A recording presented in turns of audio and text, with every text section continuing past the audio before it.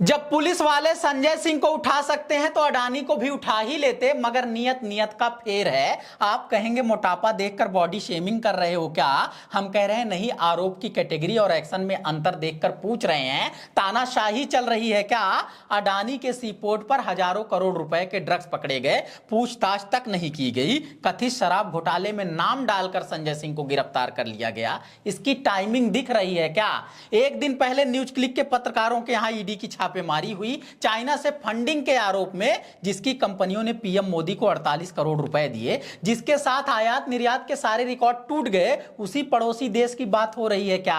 PM cares fund नाम भले रख दिया गया, मगर आरटीआई के तहत जवाब नहीं दिया गया। सवाल उठता है कि सरकारी खजाना नहीं, पर्सनल तिजोरी भरी जा रही है क्या? दुनिया भर के देशों को आपस में लड़ाने वाले अमेरिका, पूरी दुनिया को हथियार का बाजार बनाने वाले अमेरिका की फंडिंग से सरकार, व्यापार, टीवी, अखबार चलाने वाले लोग चीन की फंडिंग के नाम पर हाय तौबा मचा रहे हैं। बात गले उतर रही है क्या?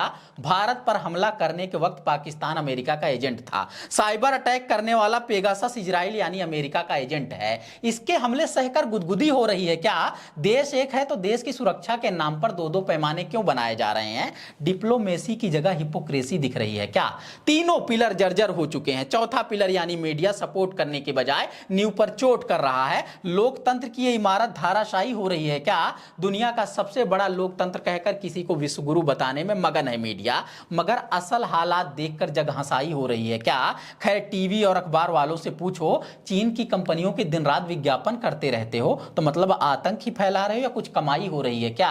दिवाली आ रही है, साज सजावट के सामान और लाइट की लड़ियां बेचकर कुछ कमा ले रहे होंगे रेडी पटरी वाले। चीनी माल बोलकर उनकी पिटाई करने की तैयारी हो रही है क्या? चीन से कितने करोड़ लेने पर देशभक्त कहा जाएगा और कितने लाख या कितने हजार कमाने पर देशद्रोही, उसकी कोई क्लियर एडवाइजरी जारी हो रही है क्या? संजय सिंह, सिसोदिया, सत्येंद्र जैन जेल में हैं। सवाल है कि पूरे देश में शराबबंदी क्यों नहीं हो रही है? इससे बड़ा सवाल यह भी है कि अडानी की वजह से हीरोइन जैसी ड्रग्स लीगल हो रही है क्या? बात तो की जा रही थी यूनिफॉर्म सिविल कोड की, मगर पक्ष विपक्ष के लोगों के लिए अलग अलग आचार संहिता लागू हो रही है क्या?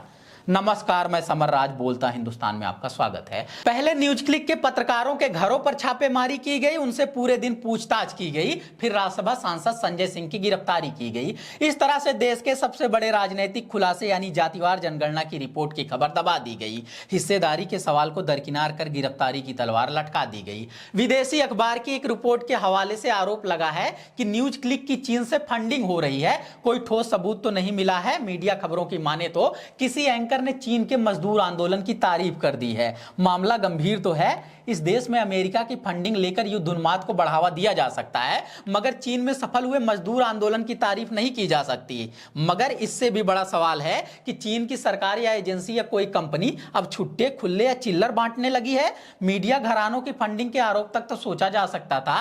एंकर, रिपोर्टर, यहां तक कि फ्रीलांसर की भी फंडिंग होने लगी है। देखते हैं अब कितना साबित होता है। अंदाजा है कि उतना ही साबित होगा जितना दवायर के खिलाफ साबित हुआ है या जितनी न्यूज लॉन्ड्री को सजा मिली है। इतने सालों से इनके खिलाफ कोई ठोस सबूत नहीं मिले हैं या जारी नहीं किए गए हैं, तो अंदाजा लगाया जा सकता है कि इन्हें भी सिर्फ डराने की कोशिश की जा रही है। वैसे भी विपक्षी दल अक्सर आरोप लगाते रहते हैं कि मोदी सरकार जांच एजेंसियों का गलत इस्तेमाल करती है। जिनको चुप कराना होता है उन्हीं के घर छापेमारी करवाती है। यह बात पूरे देश ने देखा कि हजारों करोड़ रुपए के ड्रग्स पकड़े जाने के बावजूद अडानी से पूछताछ तक नहीं की गई।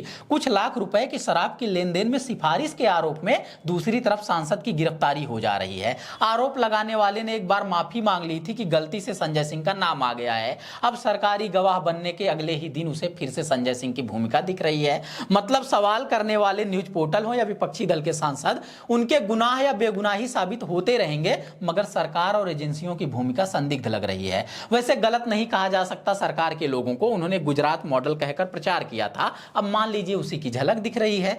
2014 में सफलता मिली, तब से केंद्र की सत्ता में बने हुए हैं, तो वही सत्ता बनाए रखने के लिए 2024 की तैयारी चल रही है। मगर इन सब करतूतों से देश की दुर्गति हो रही है। लोकतंत्र यानी डेमोक्रेसी खतरे में लग रही है। हालांकि संविधान बनाने वाले बाबा साहब भीमराव अंबेडकर इतने दूरदर्शी थे कि नींव को एकदम मजबूत बनाकर गए हैं, मगर सपोर्ट के लिए खड़े हुए सिस्टम के तीनों पिलर्स में दरारें पड़ती जा रही हैं। चौथा खंभा यानी फोर्थ पिलर जिस मीडिया को कहा गया, उसकी वजह से तो और दुर्गति हो रही है। मजबूती पाने के बजाय लोकतंत्र की इमारत ढह रही है।